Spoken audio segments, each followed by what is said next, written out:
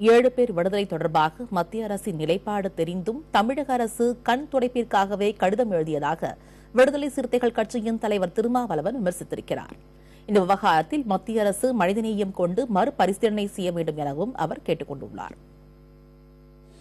பாரதிய ஜனதா ஆட்சிக்கு வந்தால் தமிழர்களுக்கு பாதுகாப்பு கிடைக்கும், ஈழத்தமிழர்களுக்கு விடுவி பிறக்கும், சிறையில் வாடுவோர் விடுதலை செய்யப்படுவார்கள் என்றெல்லாம் ஒரு பிரமை உருவாக்கப்பட்டது. ஆனால் ராஜீவ் கொலை வழக்கில் சிறைப்பட்டிருப்பவர்களை விடுதலை செய்வதில் காங்கிரஸ் அரசுக்கும் பாரதிய ஜனதா அரசுக்கும் எந்த வேறுபாடும் இல்லை என்பதை ஒவ்வொரு சந்தர்ப்பத்திலும் உறுதிப்படுத்திக் கொண்டிருக்கிறார்கள்.